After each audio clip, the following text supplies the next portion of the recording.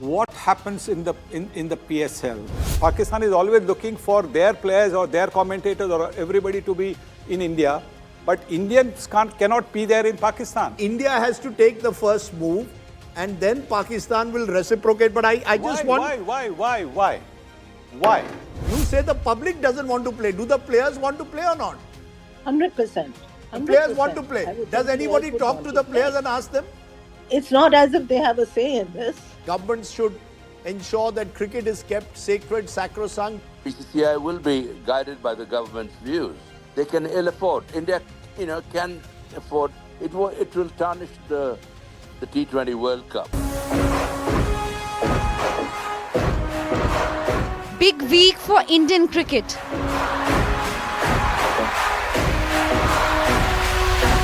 Vaibhav Sooryavanshi on fire. 175 from 80 balls. 15 sixes and 15 boundaries. India win under 19 World Cup in style.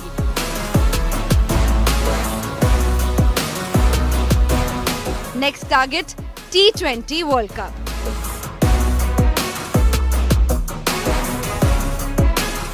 But this World Cup is under shadow of politics.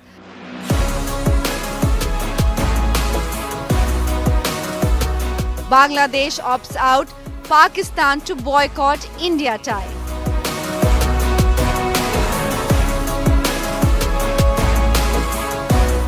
India firm favourites to win the cup. T20 World Cup Roundtable. Hello and welcome once again to the Roundtable this week. This week we will talk cricket, but we will also talk a bit of politics. Because with the World T20 kicking off this weekend, cricket and politics have converged like never before.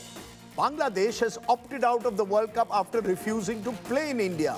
Pakistan has said it won't play against India in support of Bangladesh. India, of course, are the superpower of world cricket and unarguably the favourites to win the T20 World Cup once again and retain the crown they won 2 years ago. All of this has left a lot of questions unanswered. Today on the Roundtable, we are very privileged first to be joined by some very special guests. Joining us now is the one and only one of the legends of Indian cricket. Sunil Gavaskar joins us. I'm also joined by Madan Lal, World Cup winner 1983. Atul Vasan joins us, former India player. And I'm also joined from Pakistan by Farishteh Alam. She is, of course, a journalist who tracks sport in Pakistan and cricket. Appreciate, Farishteh, you joining us from there. I'm going to put some big questions to you all, and I want you all to sort of give your views on those big questions. The big questions are quite simply this. Bangladesh pull out and no India-Pakistan match. Is this an embarrassment for India as host? That's the first question. The second question that I want to pose, can we really keep politics out of sport? Is that really possible? The third question that we will raise on the round table, are India firm favourites to win the cup? And yes, once the cricket begins, will the politics be forgotten? Mr. Gavaskar, why don't you start first? Do you believe that in some way what's happened over the last couple of weeks has shadowed this World Cup? Or once the cricket starts, the politics is automatically forgotten? Well, definitely, I think, when you have these controversies just before the first ball is bowled, they will dominate the headlines, no question about it. But again, once the first ball is bowled, then the concentration will definitely be on what is happening, because each team, its followers will be looking at what's happening, willing their teams to get on to the next game. So clearly, I think, yes, for the next maybe 24 hours or so, there will still be talk about what has happened off the field. But come Saturday, I think the focus will be on cricket. Are you surprised, though, by all that has happened? I know you've seen over the years the ups and downs, including the India-Pakistan relationship over the years. Are you surprised, or do you believe there's an inevitability that, given the kind of political environment, sports will get tangled in it? I'm surprised because Pakistan had made it clear that they do not want to play in India, and that is the reason why all their matches were scheduled in Sri Lanka. And therefore, for them to now say that they are not playing, against India is a surprise.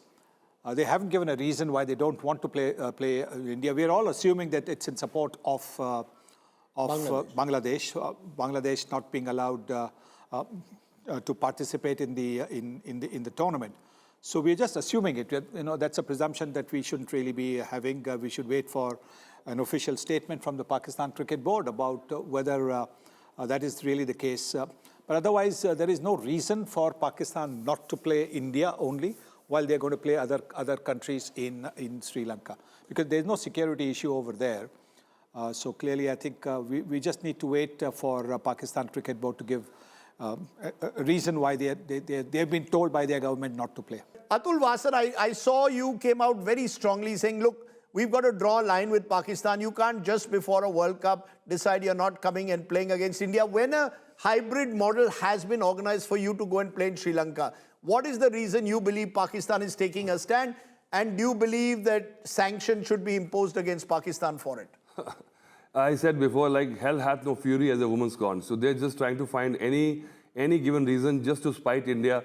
The confusion is that if they have got a problem with ICC, then they should not be deciding to not play against India.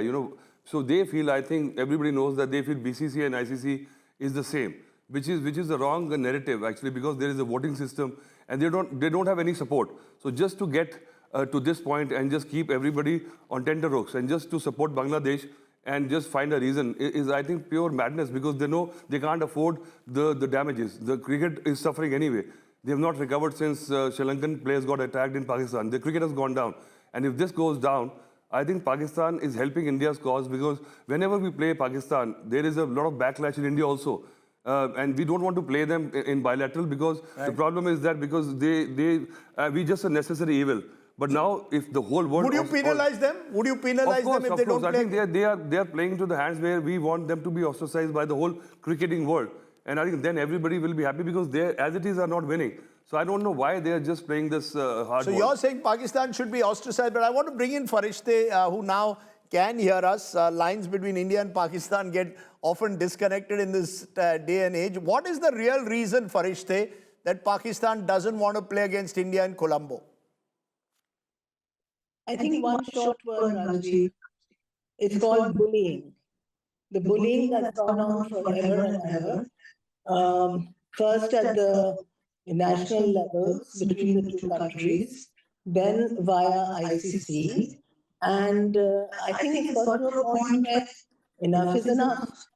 And Be specific. When you say bullying, what does it mean? That the Indian team didn't shake hands with the Pakistanis during the Asia Cup? The fact that the Pakistanis claim India has double standards, that you keep Bangladesh out of the World Cup by not allowing them to play in Sri Lanka, but India could play in Dubai during the Champions Trophy. What is this bullying? Is it the fact that ICC is dominated by India that troubles Pakistan? all of that, Rajdeep, all of that. Plus the fact that it has to be a level playing field for every team. And that is clearly not been the case for so many years. And, but it was Pakistan that had agreed to play in Sri Lanka. Farishteh, Pakistan had agreed to play in Sri Lanka. So what suddenly changed? Subsequently, I don't know what changed. I don't know what got into their mind. But subsequently, I think a decision was taken that we have to stop being the person who's put in the corner, or the team that's put in the corner here. We have to stand up and say, we're not going to take this. And that's what they did. It's like a team building up. They had to take the lid off, and now everybody's in it. Let's use that word. A word has been used, bully. Are we the bullies, Sunil Gavaskar, of world cricket? Yes, we are the superpowers. The revenues come here. Maximum revenues come from India. That's how the game has changed. But have we become bullies? Have we not understood the kind of soft power we are? Are we misusing it? No, we're not. I mean, give me examples of bullying. I mean, it's the easiest thing to say that, we are bullying. But everything is out there before the first ball of the tournament is bowled. If you're talking about the Champions Trophy, where India had from the beginning said that, they will not go to Pakistan. And so all their matches were held in Dubai. But that was known even before, long before the tournament even started. So clearly, there is no bullying over there. India made its stand clear. And if the ICC had at that stage said nothing doing, maybe India would not have participated in the tournament. I don't know. It never came to that. It's a hypothetical situation. So I don't see where the bullying comes in. I think it's an easy word to use to look at making excuses for yourself that you're being bullied. Okay, then stand up to the bully. The best answer is always stand up to the bully. Show that how do you do that? How do you see the thing is? I just read or heard Nasir Hussain, the former England captain, actually coming out in support of Bangladesh in particular, saying Bangladesh should have been given an option to perhaps play in Sri Lanka. Then saying that removing Mustafizur by a private franchise like KKR under pressure was the wrong step to take, and that there are double standards. That's what Nasir Hussain is suggesting. Your view, do you believe Nasir Hussain is right to say that ICC is practicing double standards, that they should have allowed Bangladesh to play in Sri Lanka? It was a 14-2 decision. Yes. It wasn't a decision taken by the BCCI. It was a decision to which Australia, England, South Africa, New Zealand, everybody was a party. So, to say what double standards are there? What double standards are there that, the whole idea is just because there is an ICC chairman who is an Indian, an ICC CEO who's an Indian, they are not taking these calls. There was a meeting, 16 people sat there. Maybe there was a virtual, some of the guys might have been on a Zoom call, and they had to put their hands up. Yes, no. 2 people put their hands up, no. That whether Bangladesh should be allowed, So it was not, India wasn't bullying those other 14 members, no chance. No chance. It's the easiest excuse to give. When things don't go your way, the easiest excuse to give is, India is bullying, India is putting pressure. Well, you people stand up to it, no? Now, how do you stand up? You're independent. You're independent. You are an independent, body. ECB, Cricket Australia, Cricket South Africa, you're all independent bodies. Why do you have to do what BCCI says? Oh, so you see, but that's exactly what now, you see, Nasir Hussain seems to suggest, what if India 1 month before a major tournament said we want to play in a third country? The ICC, according to him, would have accepted India's conditions. You don't agree with that, right? Mr. Gavaskar, you don't agree that ICC would have made a special case for India. That's what Nasir Hussain claims. Well, that's hypothetical. We don't know. It's hypothetical. Yeah. But the reason, the reason is that Bangladesh came out and saying that there is a security concerns in India. Just because one player was taken out from a private franchise. But wasn't that the wrong thing to do? The point is, they've stood up in their own way. Bangladesh has said, okay, we will forsake this tournament. We will stand up for our self-respect. Pakistan is a strange decision. We still don't know why they're doing it. But when you say, Mr. Gavaskar, that if these countries feel so strongly, they should stand up, what does that mean? Opt out like Bangladesh and not play the World Cup? What does that mean exactly when you say?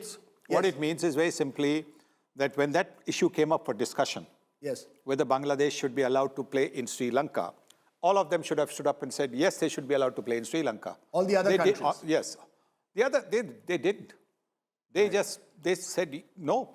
We don't need to change. Because look, by changing that, you are asking for the whole draw to be changed. Yeah.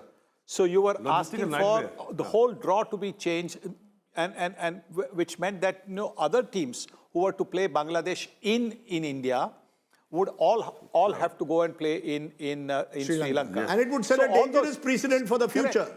Correct. And that is the reason I think the other boards also said that no, Bangladesh will not be allowed. Now, Bangladesh, to their credit, have accepted it gracefully. And that is, they've accepted in sporting spirit, if one might use the word, they've accepted the ICC decision in a sporting manner.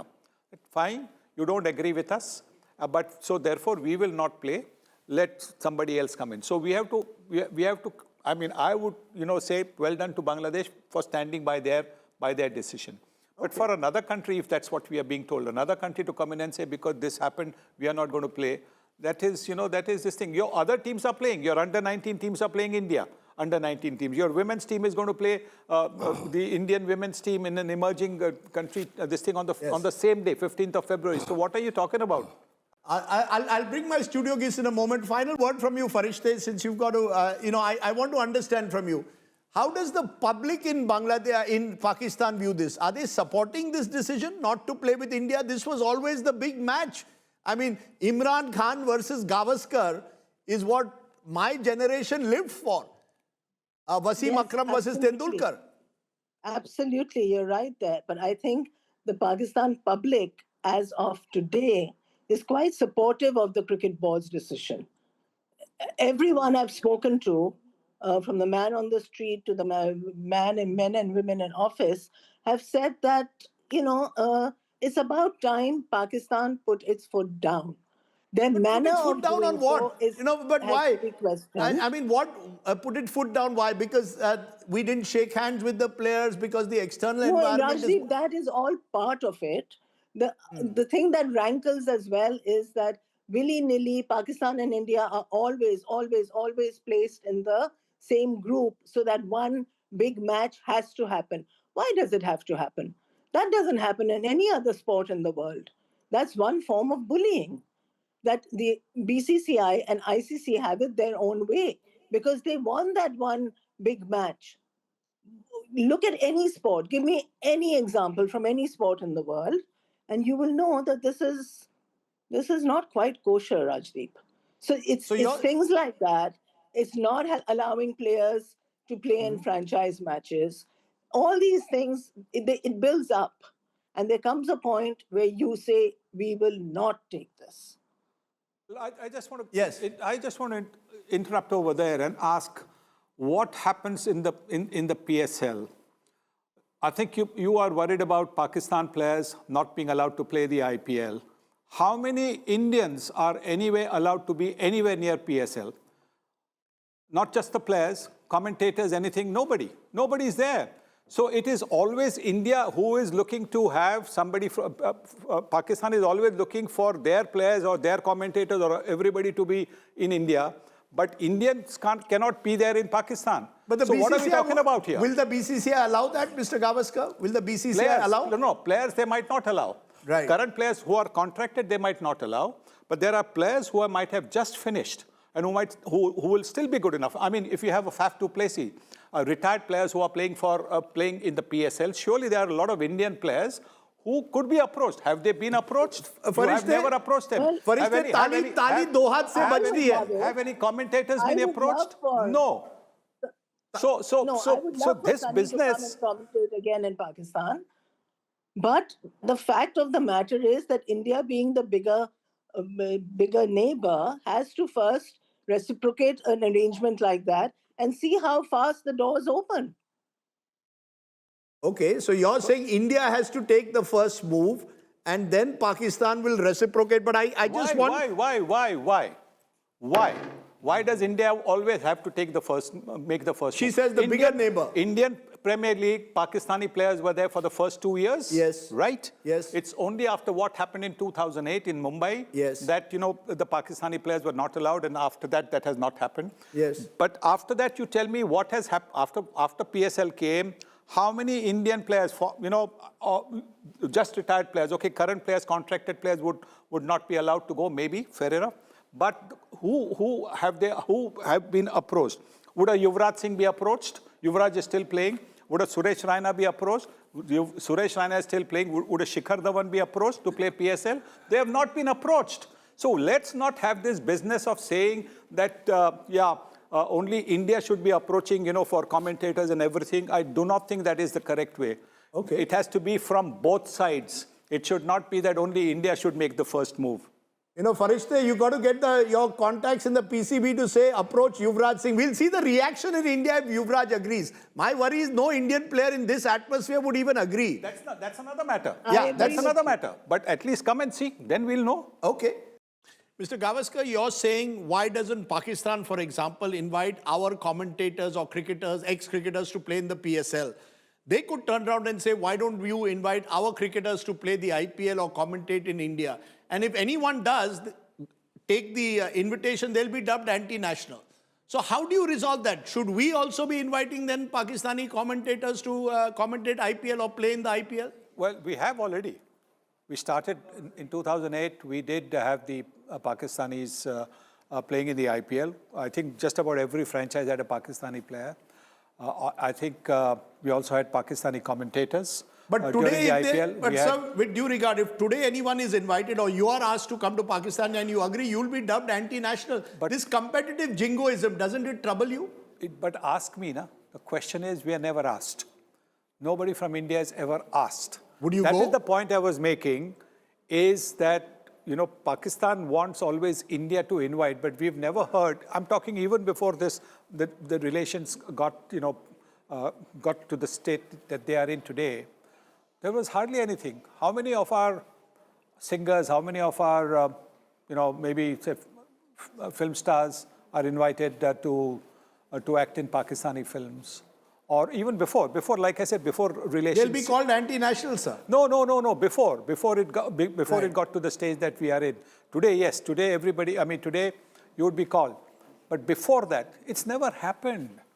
It's always we who are making that first move. We are the ones who are always, reaching out. So that is the only thing that I was saying. When we talked about this bullying and stuff like that was going on, we are not bullying anybody. We are just minding our own business.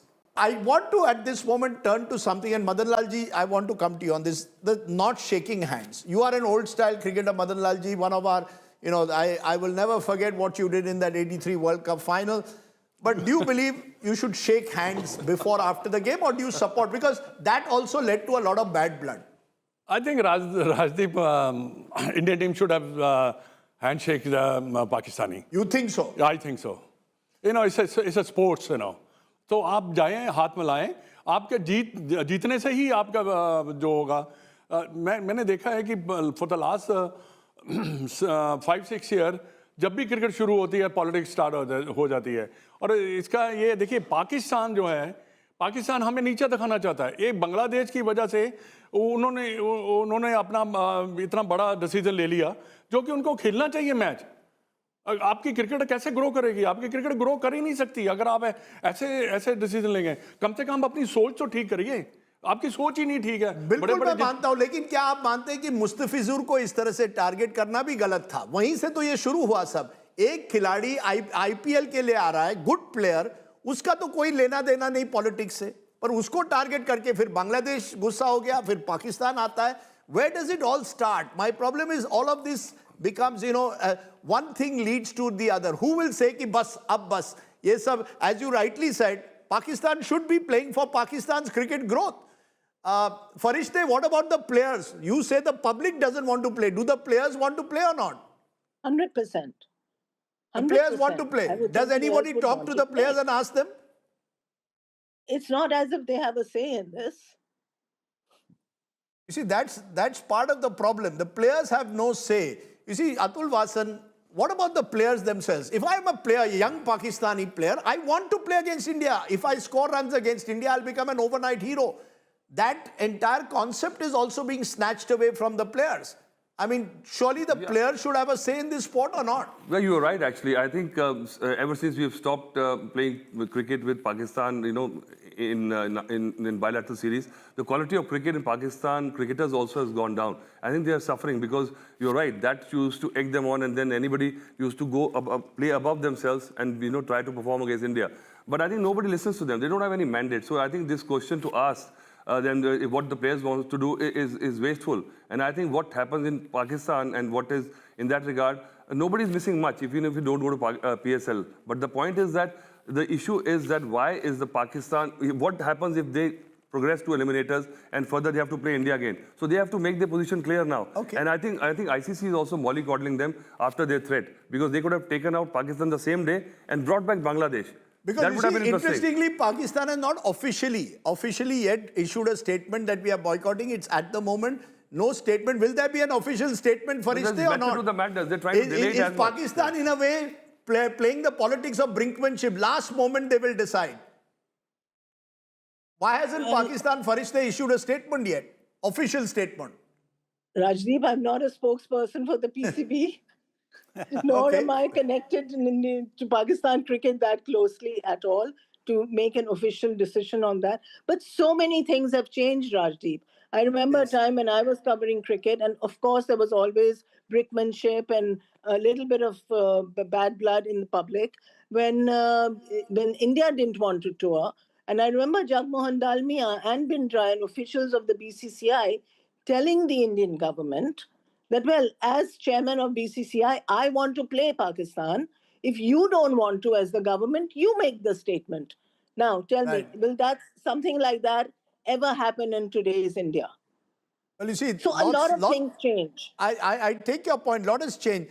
Can I just for a moment switch from there to what will give us joy, which is the cricket itself? I have just 5 minutes, and I want to ask all of you, starting with you, Mr. Gavaskar, would I be right in saying that this Indian team has an aura much like the West Indians when it came to 50 overs and Test cricket in the late 70s, early 80s, or the Australians in the early 2000s? Or in T20 cricket, no team has aura because every team has power hitters. How do you see it? Are we firm favorites? We are favourites because of the way kind of cricket that the Indian T20 team has been playing over the last several months. Also, I think looking at the form of the other teams, Pakistan now beat Australia quite comfortably in the T20 matches just now in Pakistan. The Australian team without Cummins and with Hazelwood not being 100%, Smith not being in the team, doesn't quite look like the world beaters, of yore. And if you see, the one team that really looks very good is the England team. An England team, England won just 2 years, two editions back, England won the T20 World Cup. So they are actually the most dangerous team, along with South Africa. So I think these are the teams that India will be looking a little bit, worried about or concerned about. But otherwise, These are your top four then? India, England, South Africa, and New Zealand. New Zealand. Yep. And any dark horse that you see, your good old friends from the West Indies, not quite what they were but they have power hitters. Well, the dark horses obviously would be Australia and Sri Lanka. Interesting. Interesting. Madan Lal ji, your favorite? Which team do you think is most likely? Abhishek Sharma comes from your old town of Amritsar. He seems to have changed the way the game is played. I mean, these are cricketers who call them, can go and hit a six of the first ball. This is one of the best Indian team I ever seen, because if you look at all the batsmen, they have a strike rate of more than 150 percent. And even the bowlers, if you talk about the bowlers, they have economy rates of 6, 7, or 8, that which is very, very good in. So India firm favorites in 20 cricket. And definitely, if you analyze all the teams, India is a favorite because one thing has been changed with the Indian cricket team: fearless cricket. They are not scared to hit the ball. They are the way it should be played. 2020 cricket, they are playing. The intensity of the cricket is fantastic. I know Mr. Gavaskar doesn't like the use of that word fearless, right? You have a problem with the use of the word fearless. Is the cricket fearless, or is it just the way the game is played? I sometimes wonder, Mr. Gavaskar, if you had played T20 cricket, would you have stepped out first over to hit the bowler over his head? Honest answer. 100%. 100%. In the first over of the Jubilee Test in 1979-80, I hit a 6. I know. Over long gone. John Lever, I think. Correct. So if I could do that, so many years ago, certainly now in 2026, maybe not, I wouldn't have the strength today to hit, considering I'm, my age, I wouldn't be able to hit a 6, but maybe a boundary. No, but you would have got better bats, so you would have been easily able to do it. Rajdeep, can you imagine, last match, there were more sixes than fours. The 100 against New Zealand, when he hit 100 against New Zealand, I have seen him playing club cricket much later in life. And he would come and tong the bowlers for 6. So Sunil Gavaskar, for those who don't know, could have played T20 cricket very well and would have been a champion at it. Atul Vasan, your favorites, India? First of all, I must say that fearless is the epitome of the word is Sunil Gavaskar. Because, when he used to bat, there was a chance to die. They could be Virat, they so could be what's the Tendulkar. word to use for these players then? They are fearless because, they are... Bindas. They play bindas. Big bang balances and fearless of what is going to happen to them later in the life. Yeah. For having said that, but I must say that, in this format, this is the nature of the beast, that any given day underdog can win. So I would never predict, no team is so far ahead of other teams that not the days of West Indies in 80s, where you knew they were going to win. But now everybody is at par, and T20, on a given day, you can have the curveball. So I will never write off any team. Is there any player you're looking forward to, Mr. Gavaskar? I mentioned Abhishek Sharma a couple of times, but there are many others across teams. Dual Brevis, I saw him the other day. He seems a magical player. Some of the shots they play. Do you see any player who stands out for you? Yes, Travis Head. Travis Head from Australia. Looking forward to seeing him play. Looking forward to seeing the England captain, Harry Brook, and Jacob Bethel also play. These are the guys, Phil Salt. These are some wonderful players. Kamindu Mendes from Sri Lanka. So I think this should be a very, very good team. And I'm also looking forward to some of the Pakistani players playing because Farishteh, they're you entertaining players as well. You have a favorite? Do you think India is going to win? Do you have a favorite? Okay, we've again lost contact to Farishteh, but I want to ask Mr. Gavaskar in conclusion, lots of shots are played. Would you play the reverse sweep to a fast bowler? It's one thing to go and hit him over his head, which I'm sure you would do. Would you be tempted to play a reverse sweep of a fast bowler without a helmet? Without a helmet, no. I think then you need an appointment with a neurosurgeon and a dental surgeon without a helmet. If you take out the helmet from today's T20, the average score will be 140. And then we'll see. Interesting. And then we'll see fearless. Even in the test matches. Yeah. And then we'll see the word fearless. Yes. Okay. Wonderful to have all of you on this conversation. As I said, we're all looking forward to this T20 World Cup, and we hope that the cricket will take over from all the politics that has taken place over the last couple of weeks, because the sport must triumph over all. And this was the first part of the show. Mr. Gavaskar, Madan Lal, Atul Vasan, Farishteh, thank you very much for joining us here on our cricket roundtable. Okay, let's widen the debate and get more voices now. Ayaz Memon, senior sports journalist, someone who's tracked the game for almost half a century, joins me. Shishir Attandi, former Mumbai captain, is also with us. Appreciate both of you joining us. Let me come to you, Ayaz, first. How do you see this whole politics and sport, the way it's playing out ahead of the T20 World Cup? Does it leave a sour taste in the mouth when Pakistan threatens to boycott the game against India, where Bangladesh has opted out of the tournament? Will this in any way color the tournament, or once the cricket starts, everything is forgotten? No, I think it's been a big setback for the World Cup. This is the World Cup, Rajdeep. You've got one major country, which is Bangladesh, not participating at all. And then the blue ribbon, the marquee match of this tournament, India v Pakistan, is not going to happen because Pakistan has decided to boycott the game. So I think that politics has, obviously been the cause of all of this. It saddens me as a cricket lover and somebody who's followed this game for so long that in all this, the political byplay which has been happening in the subcontinent, cricket has been the biggest sufferer, and nobody seems to be doing anything to ensure that cricket remains sacrosanct. But how could you do that? As you're saying, nobody seems to be doing anything to ensure cricket remains sacrosanct. What do you do if governments of the day are deciding what a board action will be? It's the Pakistan government that decided the action for the PCB, Bangladesh government that decided the action for BCB, and dare I say, it's the Indian government that decides what the BCCI does. Yes, so I think I won't put too much blame on the cricket boards of the respective countries because they are towing the line of the government. I mean, that much is clear. In a very kind of simplistic manner, if I might put it, really the issue can be resolved within minutes if the governments talk to each other and say, okay, we want this tournament to go on. But the boards cannot do it beyond a point. Right. We've seen what has happened. The Pakistan boycott has come after the government. Government put out a notice on X, the government of Pakistan. The BCB reacted to Mustafizur Rahman being, dumped by KKR from the IPL. The government of Bangladesh responded there, and I dare say that the BCCI got, the KKR to take that action because there was a nudge from the government of India. So I think the governments must also be involved in this, in ensuring that sports, whatever else, politics will have its consequences. But how can we best ensure that sports does not suffer is very important, I think, for all people, all the countries that are involved in this. I'm joined by another special guest, the one and only Farokh Engineer, the redoubtable Farokh Engineer, one of the most charismatic cricketers that India has produced, one of the legends of the game. Farokh Uncle, welcome to the show. Kem Cho, how are you? Thank you, Rajdeep. Always good to see you. Carry on with the compliments. I'm enjoying them. You're batting, what, 90, 89?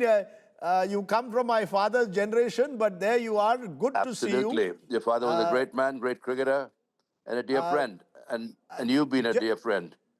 Just to ask you, how did... change your nappies.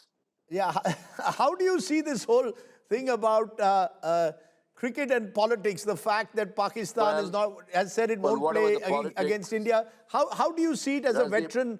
Yes, go ahead. veteran? I'm a youngster here. Yeah, go ahead. As a youngster, how do you Okay, see it? listen, whatever the politics are, it's going to hurt cricket and it's going to hurt Pakistan cricket, especially because they can ill afford to let go of a huge match. I mean, Pakistan are playing much better cricket these days, and they would have given India much better, much stiffer competition.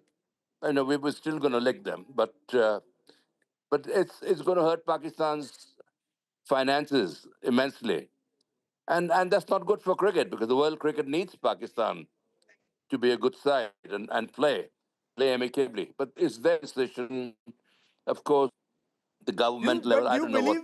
I'm not Do you privy believe, to all Farokh that. bhai, do you believe, Farokh uncle, that it is possible to separate cricket and politics? When you were playing, South Africa, for example, for years was banned. The great cricketers like Barry Richards and Graham Pollock never Indeed, could and shine on the world stage. I went on the Yes. first elite World 11 was picked when I was, when the tour of South Africa was cancelled, Yes. and England played the elite World 11 where Gary Sobers, and I'm proud that I was the first Indian to have played for the elite World 11. Later on, Sunil Gavaskar and Bishan Bedi, So came along. is it possible, in your view? We saw it with the South Africans, then now we are seeing it with Pakistan, Bangladesh, unfortunately, also getting caught in this politics. Do you really believe governments can keep sports out of politics? Do you believe Ayaz says governments should ensure that cricket is kept sacred, sacrosanct? Do you believe that's possible Yeah, I at think all? BCCI will be guided by the government's views. If the government says that there should be no cricket to be played, then of course one has to abide by the government's decision. But it'll hurt cricket. It'll hurt Pakistan cricket because they can ill afford. India, can afford. It will tarnish the T20 World Cup.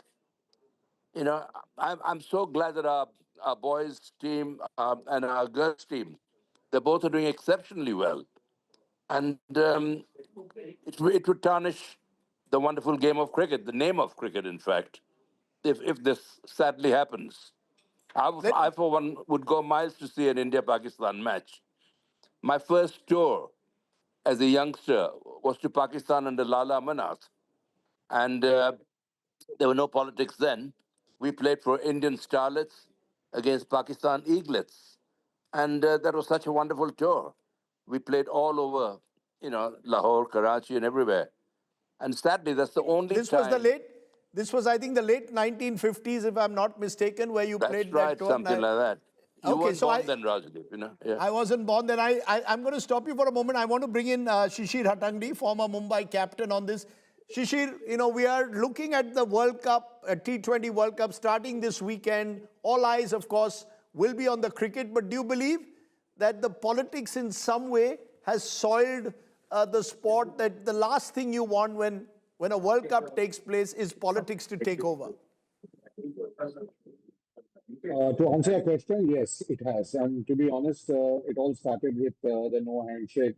That then, and then of course, Mustafizur not being allowed to play in the IPL with little support from ICC, only Pakistan supporting Bangladesh backing out, and now it's reached the stage where we don't know. Let's leave the financials aside of the World Cup, because we know that 70% of your revenue comes from these marquee games, and a lot of money will be lost. But we're not talking about money at this moment or commercials at the moment.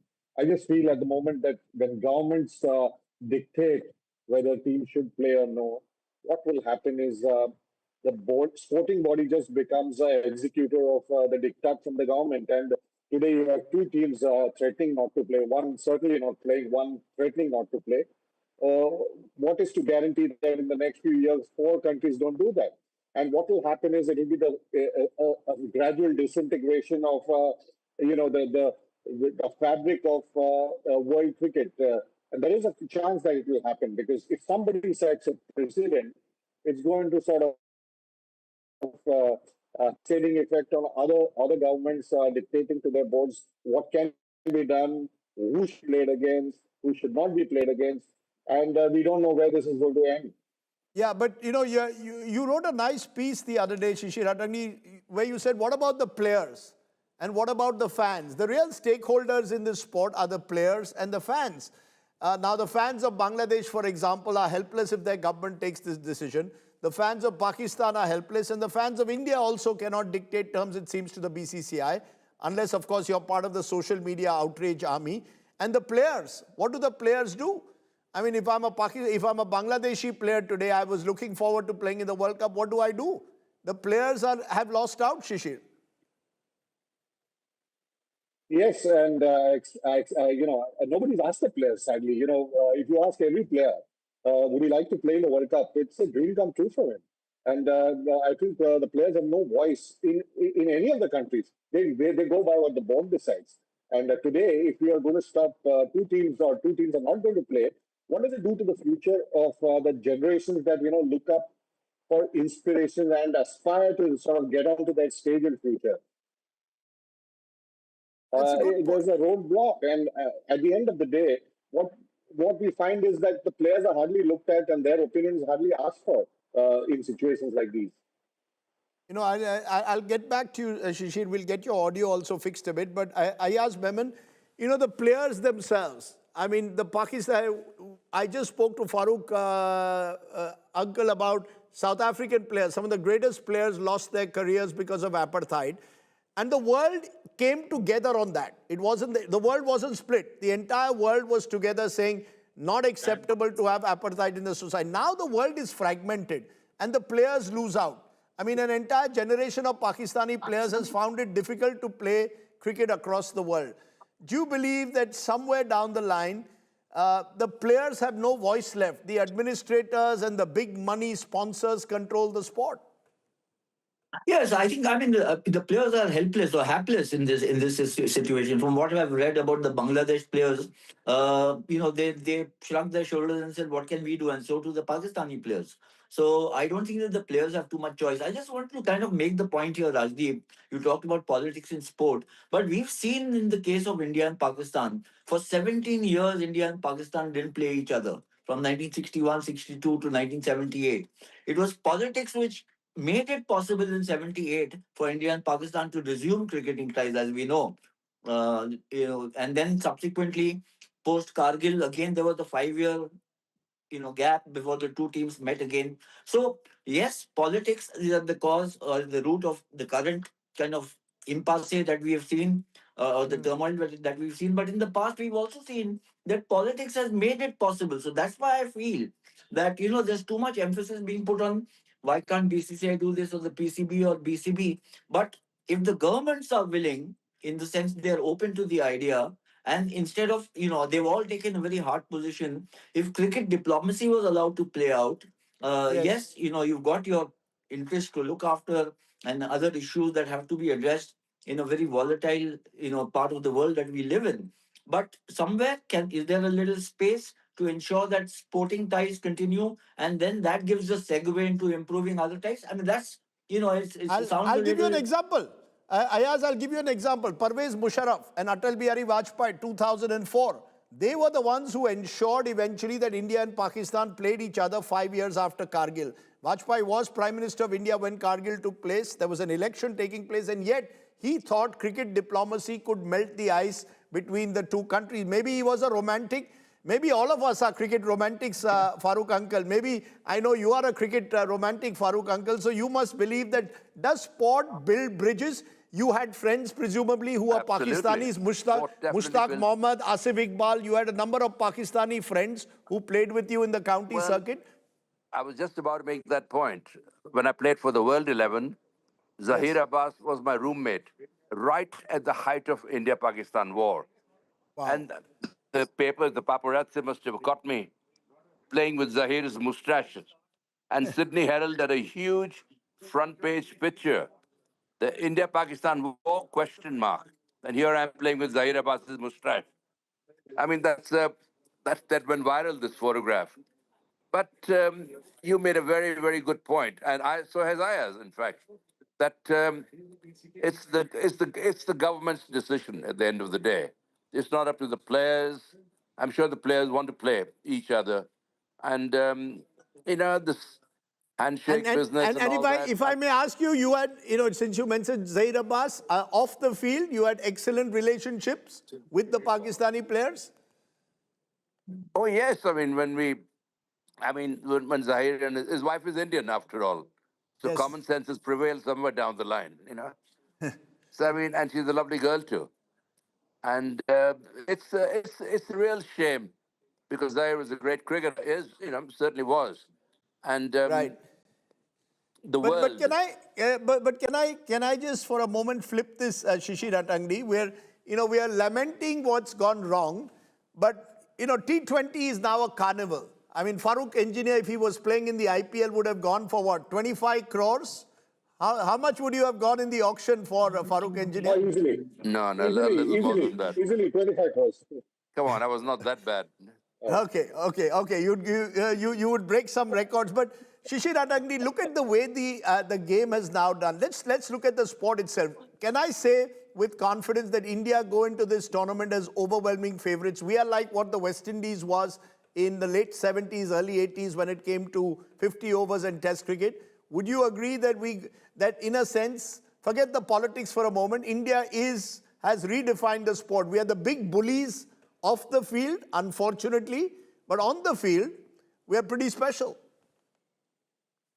We are pretty special, and especially in the T20 format. If you look at the amount of experience our players have over the years playing in the IPL, they face situations, pressure situations, year after year, and for a tougher owner, that is a franchisee, and that is really tough. It's tougher than the BCCI, playing for the BCCI, because the pressures are different. So they face these occasions time and time again in terms of the format, in terms of the pressures, in terms of the do or die situations.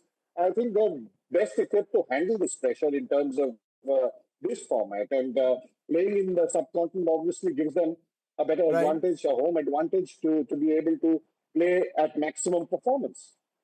Ayaz Memon, am I right in saying we are bullies when it comes to, let's say, the BCCI and running the ICC, but on the field, we're also bullies this time in a positive way. The way you have the Abhishek Sharmas and all batting, they're redefining the sport.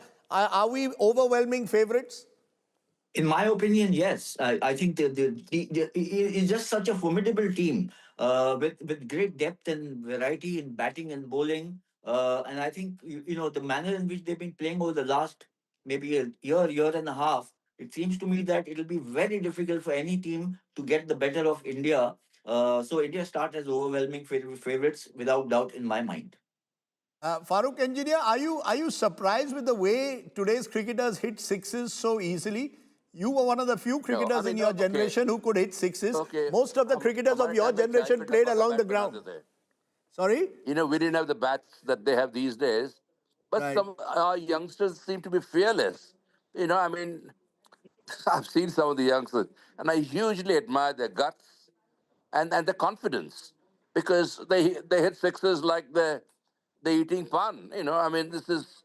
Okay, the great cricket bats, the shorter boundaries and all that have helped, but some of these youngsters are superb timers of the ball, and I'm in huge admiration of them. As I said, if you pick two teams, we'll both probably meet in the finals.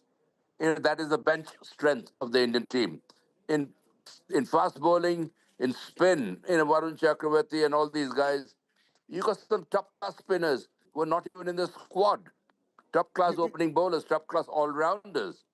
When we have people like Hardik Pandya and all that coming in, about 6 or 7 or 8 people that are capable of getting quick hundreds for you.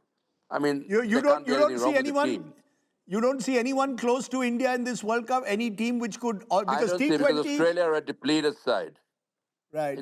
Without Pat Cummins and all these guys, how much Travis Head, how much one man can do. But he's a phenomenal cricketer. In T20, anything can happen. Luck is a very important part. But by and large, looking at the bench strength of Indian cricket, India are out and out favorites as far as I'm concerned. Shishi Ratangdi, out and out favorites, or do you believe there could be a surprise or two given the format? This format of T20 often means that who knows who plays a match-winning innings in 10 over, bats for 10 overs and turns a game. Each team seems to have power hitters who play with these big bats and can hit any ball for six. Is this redefining the sport, and is there any team that India, according to you, should be worried about? Well, the worry will come when you come to the sudden death part of the tournament, because that's when it all matters. In the league stages, you always know you have another life in the next game. But surprisingly, I would have given Pakistan a decent chance, if they play this tournament, because they're really playing well at the moment. And I'll be a little disappointed not to see them. Sri Lanka have a good chance too. So Right. I would say the Asian teams and would have a good chance to actually give a good account of themselves in this tournament. Sadly, we don't know where we stand with Pakistan at the moment, but on a sudden death game, you never know what happens, and the pressure could just build on you. Farokh Engineer, I want to ask you in conclusion, would you have enjoyed relish playing T20? Was this a sport? Loved playing T20, of course. But what's next? T10 is already in Dubai and all that. They play there.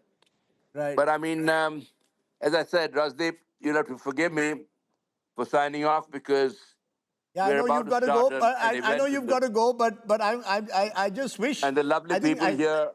I'm going to leave it You're on with television, that eh? wish. I'm going to leave it with Don't that scratch wish the wrong things.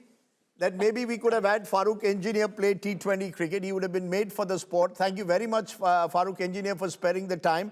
And let's hope that at the end of this T20 World Cup, sports wins out, that we find new heroes, new cricketers emerge from India and across the world, and we celebrate the spirit of sport. Less politics, more cricket is what we ask for. Thank you very much, Farokh Engineer, Shishi Ratangdi, Ayaz Memon, for joining me. It's been a special roundtable. We look forward to the World Cup over the next few weeks. Cricket will dominate the headlines, and that's not such a bad thing. After all, we all love the sport, which is a religion in this country, and a religion that unites, unlike other religions that threaten to divide.